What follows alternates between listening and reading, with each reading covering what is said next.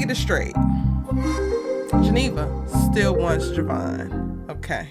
Pastor Jeff can only empathize and start to love his wife appropriately once he finds out that she ain't perfect and she got trauma in her past. And Bridgette is still stuck on stupid for a homosexual. What's good, y'all? She gets this Erica Vane coming to you right here on Erica Vane TV with another Divorce Sistas video. In this one, I'm breaking down season 1, episode number 6. If you're new here, hit that subscribe button and turn on your bell notifications so you don't miss out on any of my Divorce Sistas content and conversations. Now, I don't even know where to begin. And I'm just happy. I'm going to say that. I'm happy that the episodes are getting better and better and better as we go along.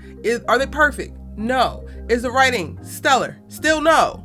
But the overall episodes, I think, are giving us enough things that are happening, plots moving forward, various developments happening with various storylines to give enough for an hour-long episode 1, but for 2, for us to develop additional feelings, attachments, disdain, whatever that is for each character. And your girl got some. Now, the most surprising thing for me in this episode is that I actually started to have a little bit, just this much, that much respect for Geneva in this episode. I know, right? Clap for me. That don't mean I still like that hoe. That don't mean I even like this hoe. That don't mean I will ever like this hoe. But I respect that she could be honest. Finally, we're finally getting an understanding about this character. And baby, the way that First Lady Rasheda is always going to be it for me, the realest bitch in the room, the realest bitch on this earth. Absolutely. First Lady Rasheda, played by LeToya, eats down every single episode. I am finally invested in their mutual storyline, because I was already locked in with First Lady Rasheda, but I felt like her goofy ass pastor husband wasn't giving her nothing to work with, so I really couldn't drop in how I wanted to drop in. Is Devon's acting perfect? No. Is it stellar? No. Is it great? Still no. Is he improving? I don't know. I think that the dialogue and where his story is as in the character, it works with what is in his wheelhouse already as him as a person. I think that projecting empathy and sympathy and concern and all of that is more in his wheelhouse than the raggedy ass, checked out, I don't really love my wife, but I love my wife, but I'm focused on da-da-da. I feel like that works better. Now, why I'm saying his performance isn't great, because I feel like there was still a couple notches that were missed in his communication of remorse, his communication of empathy, his communication of like, I deeply love you. It still feels like when he says he loves her, that these are words that he's saying and not feelings that he's feeling, if that makes sense.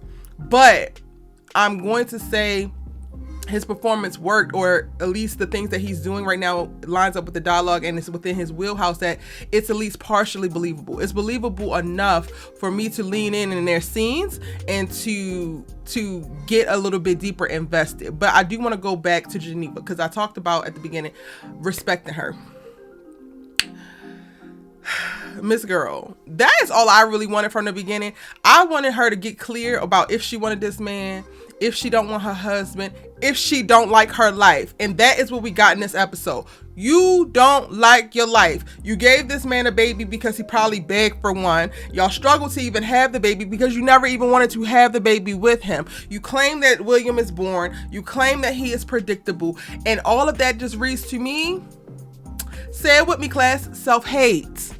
Self-hate, because all of the things that you are seeing right now in your life, your house, your husband, your kid, your staff, your friends, your job, all of that is a result of decisions that you made. So the person who made those decisions, it's giving that you don't like that person, not that you don't actually like all of these things, because those are all, every last one of those things were things that you actually worked towards at some point within this 20-year relationship. And now you've arrived here and you're bored, and now you've arrived here and you're irritated. Now you've arrived here with a predictable ass husband that is loyal and loves you and is a phenomenal father, and now you're playing victim. Girl, I don't buy it. I don't buy that your life is actually the issue. I 100% buy that you are the issue. And even getting to the place of like you admitting that you're bored, you're admitting that he's predictable, that is the first step to getting you to a place to understand that you are the goddamn problem. Because that man don't look like he told you one thing and is doing another. That man don't look like he sold you a dream and then now you're living in a damn nightmare. That man looks like he laid out for you what life would be and you said okay to it because society told you, or you said okay to it because your mama told you, or you said okay to it because all your homegirls is getting married, and that's not what you wanted. And that is on you, baby girl. On you. So you running your ass all around Atlanta stalking, because this is stalking. The damn yoga lady and Maddie's mom run up in her place of business because you are so concerned. You want to figure out this man is cheating on you, not because you worried about him having infidelity in y'all's relationship, not because it's going to be broken trust, not because, oh my God, I can't even fathom this man cheating on me. It will break my heart so bad. You're doing it so that you can build a case, so that you can make a case for you to leave your damn marriage without any kind of guilt. You want to prove that he is stepping out on you. You want to project all of the things that you have done with Javon onto him so that you can walk away hands clean. But you don't get to do that. And I love First Lady Rasheda for clocking it. But she clocked it as your friend. I ain't your damn friend. So I'm going to tell you how trifling your ass is. Your friend, First Lady Rasheda, going to be like, well, do you think that it have to do with this? Do you think that you have to? Absolutely, Rasheda. Absolutely. She's building a damn case for a damn trial that William don't even know what's going on and happening. She asked the lady, do you have my husband's number? No, I don't believe so. He don't have mine. Girl, the proof is in the pudding. It's all over the damn place. Every bit of the things that she has is proof. I'm saying the proof is in the pudding in reference to they ain't cheating with one another. She is coming up with circumstantial evidence after circumstantial evidence. You go follow his ass to the damn school and oh, he handed her a single rose. That man, diabolical. You stalk her ass and go all the way down to her place of business. Leave your damn phone to hear her talking to her husband or how she had a very uncomfortable, weird ass interaction with somebody randomly, and she's going to tell him when she gets home and what? She loves him. And she was talking to her husband because you stalked her, showed up at her place of business, claiming that you want to organize a damn play date. Walking in here like Lil' Kim was a lawyer. Please, Geneva, please. But again, I respect you for being honest with First Lady Rasheda about how William is boring. And first it was, I don't know if I want if I want Javon that much. And then, first it was, no. Then it's, I don't know. That's the T right there. Now all we got to do is get you to yes. Yes, I want Javon that much. Which brings me to this. You are not Tiffany's friend. I don't even believe that you're Bridget's friend. And I'm going to point this out. This might be small to y'all, but it's big to me. Because when Bridgette let Geneva in to meet with First Lady Rasheda in her office, and they were like, oh, girl, go ahead. We going to talk. Like, she's like, I can't listen in on this. She leaves. No, you can't. Boom, boom, boom. Geneva says, where did you find her? I thought y'all was all friends. I thought y'all all went to college together. I thought y'all have come up together. It's very much so giving Maya Wilkes and Joan Clayton. And you are giving Tony Childs. But not as bad. I'm going to go ahead and tell you. Let's move on, because that's going to be a whole other thing. These people are already on my damn neck because of what I've already said. Anyway, I don't believe that you're Tiffany's friend. I don't believe that you're Bridget's friend, which makes so much sense. Are you Naomi's friend? Maybe. But you're probably only Naomi's friend because you identify with the most ratchet parts of her, which is also why you sometimes can give off behind her back, because you don't do this to her face. Behind Naomi's back, you are the most judgmental of her because you identify the most. Naomi's living a ratchet ass, ride or die, goofy girlfriend life that you actually want to live because you want a little bit of excitement, because you want a little bit of a thrill, you want a little bit of razzle dazzle. You don't want a monogamous ass, loyal ass, predictable ass, well-adjusted ass, financially stable ass relationship. You want fireworks and sparks and this and that and bullets. Prostitutes and sex, maybe, who knows? But I am clocking it and I'm predicting it. And baby, I love the fact that I'm leaning into like going with my intuition. And when my gut starts to tell me something, I'm just start saying that whether there's proof on the screen or not, because I be knowing. I really be knowing. Geneva, I'm clocking your ass, girl. I'm clocking you. Tiffany, I cannot wait for her to clock you and realize that y'all are not actually friends, because I need her to get with you. My two favorite characters in the whole damn show, First Lady Rasheda and Tiffany. Both of them is going to always get behind me, and I'm going to fight every last one of these goddamn characters on the show for them any given day. Starting with you, Pastor Jeff. Step your ass up. because it takes for Tiffany to call and to be checking because she can't get in touch with First Lady Rasheda, and you still in the car, you ready. Okay, first of all, let me rewind, because he not gay, y'all. He not gay. What I should say, because I don't be listening to my intuition as much as I want to, while it looked like, oh, they're having a homosexual relationship, in my mind, I said, I do not think that Devon is signing on for this. I don't think Devon is signing on to be gay in a role, period. I don't give a damn how much he want to act. I don't give a damn if he wants an Oscar at some point. It doesn't give that at this point in his career, he is willing to do this. So while it was giving that, and Myron is definitely overstepping and overly concerned, and it looks like it, in the back of my mind, I was like, this man is not gay. I don't think that they're cheating. I think that that's inappropriate in how they interact, and I think that he's pedestalizing his job in this church over her, but I don't think that he is actually gay, because I, one, don't think that Devon was signed up for a role like that, and for two, I don't think that he can carry a role like that. So we found it out. Marvin actually thought it was his wife. Maybe Marvin is actually devoted. He's a little bit overly devoted to the damn pastor, but he's actually devoted to his wife. He thought he was talking to his wife. Cool. You decide, Pastor Jeff, that you're going to get your ass in the car and take your ass to that hospital into the church, and you're going to go on about your day after you just had this entire emotional moment with your wife. She goes into the house and you don't follow after her. But then you want to sit your ass in the car and pray to Jesus to save your marriage when you could get your ass out your car and go save your marriage.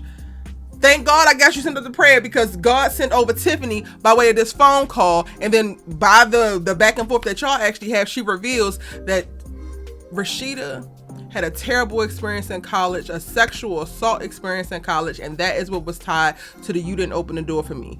Now, this is where Tyler and I just start to be beefing. Within my viewing experience, I start to beef with Tyler at various moments, and then I gotta calm myself down. I gotta talk to myself. I gotta breathe. Sometimes I gotta pause it, because I did not need First Lady Rasheda to experience R-word. I just didn't need it.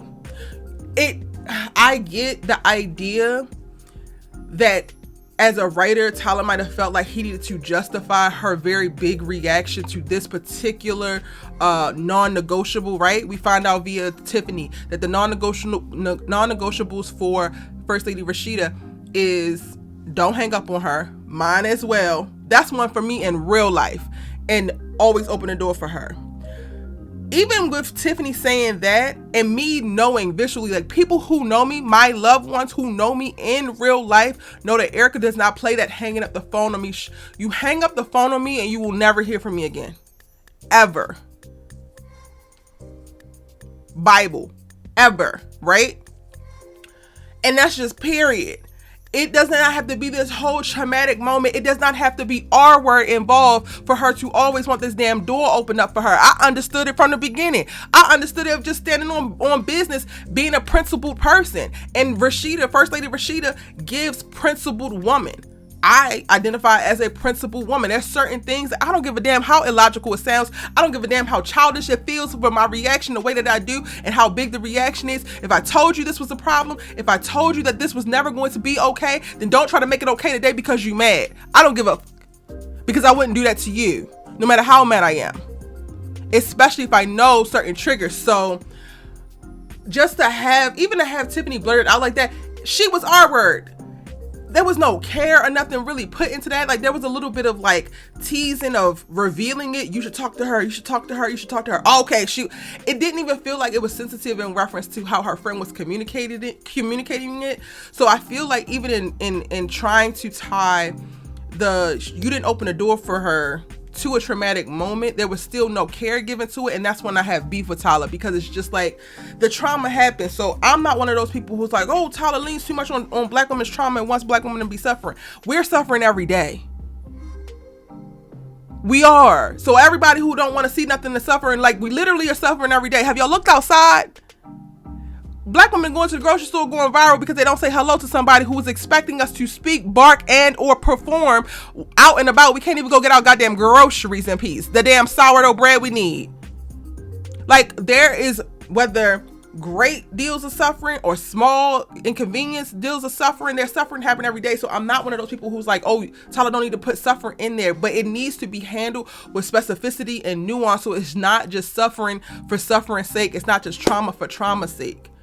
Like, at some point, we need to put on a little bit more kid gloves and negotiating some of these things, because it's one thing to have it in there as a plot device, or even character backstory, because it's not even a plot device, character backstory, right? But part of this is like taking care in reference to the audience who's viewing it and the women who have experienced it. And when you are so callous about how you actually represent these particular themes, these traumatic themes, it reverberates not just for the character and how they are presented on screen, but for the people who have experienced it in real life and are now experiencing it again via the show. I know I might be going off a little bit of tangent, but that to me, it just was overkill. It was overkill to say, oh, this R word happened and this is why y'all's relationship is basically going to be done. One, it kind of invalidates a woman just having principles and standards and like, because I don't fucking like it, period. And I didn't mean to use the F word, I'm sorry y'all, but that is valid. There are certain things that can be non-negotiables for you. And if there's a non-negotiable for your loved one and you choose to do it any damn way, then you get what you get. The consequences are the goddamn consequences. And then too, once he, revealed us that, I felt like the way that Tiffany blurted it out was callous. And then to me, it kind of invalidates Pastor Jeff and their marriage up until this point, because he immediately switched. He immediately flips. He goes to a more vulnerable space. He goes to a more communicative space. He goes to a more protective space, which I'm not saying he shouldn't do, because that makes sense that this particular information will draw that up for you. But I'm wondering, what the hell was y'all relationship like before? Because in this particular moment where we're dropped in from episode 1, you're feeling like you're in a season of them separating, or him distancing himself, or him being overly ambitious, but this is not what they're typically like. But then when he goes in and he's like, oh, your dress, you were absolutely stunning last night, you were so beautiful. She says, you never talk like this. So ma'am, if he was never validating you, if he was never doing certain things that he's starting to do now, and it's throwing up red flags for you in this particular moment, that's letting you know that he must know something that he didn't know before, then what exactly attracted you to him? What exactly had you locked into this damn relationship?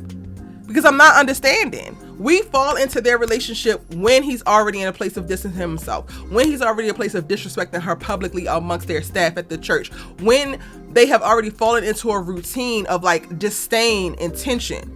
So we have no actual reference for what their relationship looked like during happier times or during the honeymoon phase. And then now to watch him want to talk, want to be honest, want to be vulnerable, which I'm going to get to that too. Y'all might as well buckle in. I hope you grabbed a drink and a snack, because I got so much to say about this episode. Hit that like button, hit that subscribe button. But if none of this is normal, if none of this feels like home, if none of this feels like a return to the man that you knew, then ma'am, who did you fall in love with? Because this is giving basic, bare bones. This is giving what he should have been doing. And if he wasn't doing this to begin with, baby, I fear that you should have been gone a long ass time ago, so that we don't even get to the point of him tapping on one of your deepest, darkest triggers, Miss Girl. But let's talk about it, because now you want to be talking. Now you want to be vulnerable. It's always the baby please when you feel like I'm already 1 foot out the damn door. Don't baby please my ass now, because you wasn't baby pleasing me when I asked you not to disrespect me in front of our goddamn staff. You wasn't baby pleasing me when I was telling you I didn't want to go to this goofy ass hospital. You wasn't baby pleasing me when your friend was about to call me a bitch at this hospital that I didn't want to be at. But now it's baby please 50-11 times. Stop it. Just stop it. I absolutely loved every bit of First Lady Rasheda and how she handled this man in this episode, because this shit was real. It was visceral. It was probably the best writing that Tyler has done thus far within the series. Now we are cooking with gas. Hear me? Now you're giving LeToya things to work with First Lady Rasheda. Is the writing perfect? No. But baby, it was giving what needed to be gave. And then match with LeToya's brilliance within her performance. Chef's kiss all around. I love that she didn't just cower to his immediate apology. I love that she was very skeptical and critical, because this man has already shown you who he is in this season of his life. Maybe he's not who he was when you met him, right? Which we don't even know who that is. But he's shown you who he is in this season, and you know that you're not protected. You know that you're not cared for. You know that you're not loved, and you know what? It's time to say that. And I love that her being triggered put her in that position, and not in a position to like double down on chasing his ass. Because that's one thing that I think that Tyler leans into, is to the trope of the discarded, disrespected black woman who then doubles down on the person who's dishing out the disrespect, as if their amazingness, their pursuit, their desire is going to be the thing that changes the disrespect. It was never going to give that. People do not magically just start respecting you because you start throwing additional love, care, and effort their way. It doesn't happen. People only learn from actual consequences, and typically negative ones. So positive reinforcement that black women try to give black men and black women try to give their goofy ass friends rarely ever works, because people, those who don't learn will feel. That's the only way it works.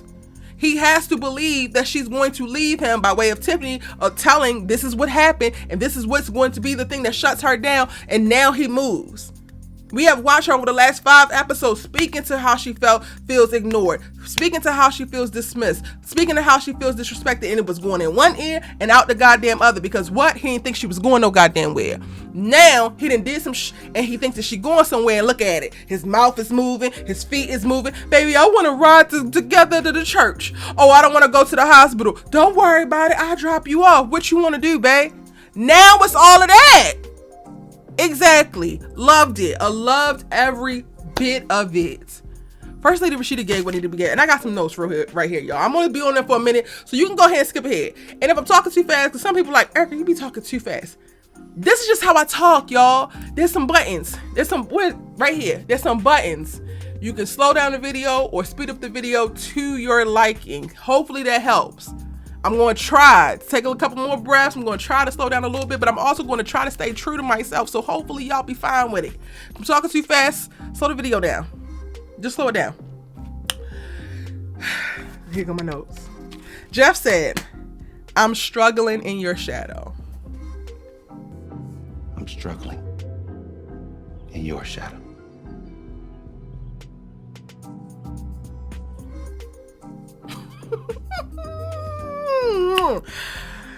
Struggling in her shadow, huh? Struggling in her shadow. You know what? I'm gonna go ahead and give Tyler a couple kudos here, because while it wasn't everything that I feel like needed to be said, I do think what his dialogue is in this particular scenes, or these string of particular scenes, is very accurate and authentic to a male within this circumstance, right? So I think that is written well. And I think it's also part of the process of a man evolving through some where he's about to lose his wife and trying to gain a better understanding, but having absolutely no clue, right? So Pastor Jeff starts to speak to his insecurities. He is struggling in her shadow. Who the hell said that you had to step behind me? Who the hell said that you had to step behind me? The only way that you would be in my shadow was if you decided to step behind me. Just because I step up and preach one of the sermons, because we have 3 sermons and you talking about, oh, the 3 sermons is too damn much, and people naturally gravitate towards you. You was given something naturally by God that I have to work for. People naturally like you, but I have to work so hard for it. Just because she steps up to be by your side and supports you in this position that you have, does not mean that now you have to step behind. And I think that's a thing that men struggle with, specifically men who have super patriarchal ass priorities and goals, because they feel like the woman should always be behind them, which that's whatever. If that's what you believe and that's what works for you, cool, find somebody that works for. Me personally, I do love the idea of a man that is going to be a protector and a provider. However, I also can go out here and get it on my goddamn own. I can also step up when you are not able to meet certain things, not to emasculate you, not to disrespect you, or not to actually eclipse you, but to support standing next to you. But because men fall into this goofy ass patriarchal binary, when a woman steps up and she starts to get additional shine, or she starts to get additional attention tied to what he has already identified as his particular role or his particular job, you don't even realize it, but you naturally start to concede, and then you resent the woman for being ahead of you, but nobody asked your ass to step back. All I did is step up next to you. Men need, specifically men like Pastor Jeff, need to learn how to share space versus needing to completely engulf it for your ego to be stroked, for you to feel most validated. That particular line stuck out to me, and I wrote, so you abandoned the one thing that you were doing right in pursuit of all the things that you felt like you lacked as a sacrifice. You literally sacrificed the love that you had for her to gain the things that you wanted.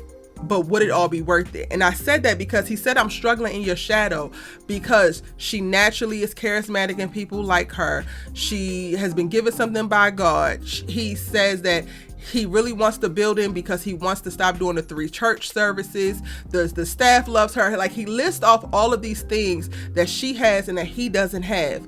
And my thought was immediately, so you abandon the one thing that you seem to be doing right just so that you can try to chase all the things that you don't have or you've been doing wrong. That makes absolutely no sense to me. In what world does it make sense if you were actually loving Rasheda correctly in your marriage as her husband? If she has up until a certain point felt supported and loved and protected by you, but you ambitiously are seeking greater financial gain, greater notoriety. Oh yeah, he said her book deal is bigger than his, right?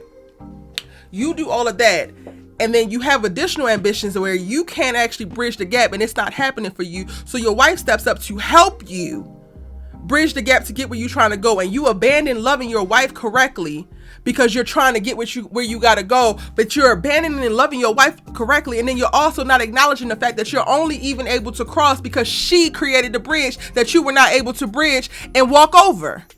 That what's not clocking to you, Pastor Jeff? This is stupid as hell to me. And honestly, it's real, but that also makes it additionally stupid as hell to me because it happens in real life so often. There's men who find women who they could be very equally yoked with, who they just click, right? And there's love there. Are you perfect? No. Is she perfect? No. But there's certain things that you do that work for her and that satisfy her. And then when you look over and you see her leveling up, or you look over and you see her shine and you get jealous. That's the one note that I have about Pastor Jeff's dialogue, because he spoke about he's struggling within her shadows, and he spoke about the bigger they get, the more insecure he gets. But the part that he didn't get to that I needed him to get to is that you've already bypassed insecurity, baby, and now you're jealous of your wife. That is what makes it dangerous. The insecurity that you're feeling is not dangerous to me. That's natural. It's a human emotion. It's something that you can process through. Jealousy gets very tricky because jealousy makes you do all types of things. Jealousy makes you remove all the love and the care and the effort, the intention that you're supposed to have for your wife and that you previously had for your wife, because you literally see her shining and you want to shine too. And instead of figuring out how y'all can work to get the shine that you're looking for, because she's here to support you and she loves you in that way and she will do so, you literally start to pull back the resources that you provide her, thinking that that's going to slow down her shine, when key, ding, ding, ding, ding, ding, you were never the thing that was helping her shine. She was the thing that was helping you shine. And honestly, like, y'all, I don't even think that Tyler realized how accurately he hit this shit on the head in presenting them in this way. Because this is how it actually happens with men and women. There are women who have done internal work. There's women who have dealt with, healed through, persevered, and like navigated deep trauma and pain and things that have helped fortify them internally as a person, right? It has helped ground them. It has helped them build confidence and self-esteem. And I would honestly consider myself one of these type of women, right? There's certain things that we go through in womanhood, and it either breaks you or it builds you. So then you arrive at a certain place in your life, and now you're glowing. Now you're shining. Now you're wiser. Now you're intuitive. Now everything is starting to click because you've taken all of these lived experiences and you use them to help build you up, and you shining. And then you get with a damn man who sees that. And maybe he loved you, maybe he was caring, maybe he was doing the date nights and all of that, and he overly estimated what his contribution was to your shining, because he hasn't done the internal work, because he doesn't know the journey of building himself up, of feeling the insecurity, feeling the lack, feeling the disrespect, feeling all of the things that come in as you're going along that is there to knock you down. Many of the same things that he described himself feeling, I'm sure that Rasheda has felt at some point in her life, and she's had to deal with it. She's had to eat it. She's had to sometimes run from it, whatever the case might be, but her journey has led her here. And now she's at a place where she's charismatic. She attracts people. Her energy is magnetic. She's literally a leader and a force because of all that she's been able to do. And you ain't been on that damn journey, but you happen to be next to her and you think that your love is some kind of key to it. And no, it's not.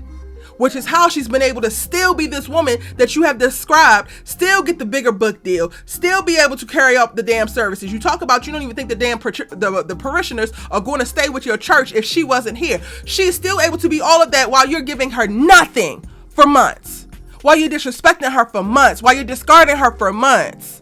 And that's the tea. Maybe that's the part that a lot of men who find themselves in this circumstance struggle with actually dealing with, because you can go ahead and remove your love and your attention and your effort from her and she's still going to be who she is. She might be a little bit dinged. You might have put a couple chinks in the armor, but at her core, she has fortified herself through her lived experiences and how she's healed through those to still be a solid ass that people gravitate towards. You ain't never been on that journey. So when she comes with her light, when she comes with her lived experiences, when she comes with her perspective, when she comes with her love, that helps push you where you want to go, not where you see her at, but where farther along than your ass was. And then when she starts to remove that, you actually start to lose ground, because it was all of her internal work. It was all of her that was actually building you up. And I know that, like, upon first hearing it, that's going to feel jarring to a lot of men, but it's the truth. It's the truth. Because we live in a patriarchal society where the world has been built around the desires, the survival and the thriving of men, women have had to adapt and to mold themselves to make it in the society in a different way. And our lived experiences, again, force us to fortify if we actually want to not only survive, but to thrive. Y'all are not forced to actually do that, which is why you're so vulnerable to feelings of insecurity, feelings of jealousy, why you need so much external validation, because you've been given it. You've been smothered with it. So then once that's not there anymore, it becomes a whole thing for you. Meanwhile, we've been told all types our whole lives. Our whole lives we have been experiencing people telling us not to go after our dreams and to tie our destiny to a man, and we are only worth whatever man is standing next to us, and blah blah blah blah blah blah blah blah blah. And we go through the experience of like identifying with that and listening to that, and then learning that, oh, that's not actually true, and I'm actually valuable in this way, and I'm valuable outside of a man, and and all of these things that we have to build up for ourselves. Meanwhile, your ass is over here still waiting for somebody to pat you on the back, still waiting for somebody to like you just cause, even though you haven't cultivated no personality, you ain't really did nothing worth nothing, you're not actually providing any kind of goddamn value. You want somebody to kiss the ground that you walk on, meanwhile you give demon. I absolutely love the scenes with Pastor Jeff and Rasheda in this episode, because I think that they really did a great job, an authentic job of speaking to the state of not only dating as Black people in America heterosexually, but also marriages and what they look like when there is this disconnect that's happening. And specifically when there's this disconnect tied to the jealousy of a man of the woman in the relationship. Another thing, Pastor Jeff's talking about, what can I do? She responds, can you give me my space? They don't want to do that. They don't want to give you the space. He had nothing but space, distance, and distraction for you when he thought that you wasn't going no goddamn where. But the moment that he think that you woke up and realized your worth, the moment that he realized that you actually tired, and you not just saying, oh, I'm tired, but no, I'm tired. He can't give you that space, babe, because he knows what comes next. You're not slick, Negro. I said, oh, now you want to apply pressure when the thought of loss becomes real. We see it. We clock it. You're not slick, which is why I'm also not taking my foot off the gas when it comes to these men, fictionally and in real life. You just know what you're doing. And if you don't know, you're going to learn today. Simple. Remind me to talk about that when we get our asses over to Vaughn. Because not a damn tear was shed. Yeah. All right. I love that Rasheda clocked Geneva's issue. I loved it. I love that she named it. I love that she articulated. She did it with care. She did it with way more care than I would have. She did it without judgment. So kudos to her, because Rasheda is actually Geneva's friend. But I wonder how much pressure Rasheda's going to apply the more she finds out about how ridiculous and unhinged Geneva is behaving. And I can't wait to see how that's developing. Rasheda also says to Geneva, He's exciting you, and you have always loved drama. This is what solidified it to me. Geneva probably never really wanted to be a married woman. Geneva is a hot girl at best, trying to live up to some goofy ass societal standards that she never actually believed in, and now she's going to make herself William's problem because of it. Actually hate to see it. The same way that I hate a man who is navigating life with his goofy ass checklist and happens to marry the woman that is that he is with at a certain age because he decided I'm gonna be married by 30. Not because you love this woman and adore her, not because you actually want to serve her for the rest of your life and you feel like y'all's relationship is amazing and y'all's life goals and where you're trying to go actually align, and you feel like you can actually become the best person that you would ever be alongside this woman while helping her be the best person that she can actually be, simply because you are with her and probably bumping uglies at age 30 and you decided 15 years ago that at age 30 you was going to get married. This is what you do. Those type of men are my mortal enemy, and I seek to destroy you because that's stupid as hell. The same way Geneva getting married, getting into this stable circumstance, a circumstance that so many women, too many women will kill for. A loyal husband that actually wants to be a father that you had children with, that can cook, has emotional intelligence, is not disrespectful or coming on to your friends but respects your friends. You took him off the market to not be actually loved how he should be loved. For what? Yeah, I seek to destroy your ass as well because something is wrong with you. Now, Tyler,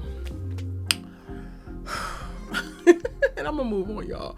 But in addition to Tyler, me and him starting to have beef when he brought up the R word because I felt like it was unnecessary. Cool. I let it go. I breathe in, breathe out, keep it moving. Not that big of a deal. At the end of the day, Rasheda and Pastor Jeff gave what needed to be given in this episode.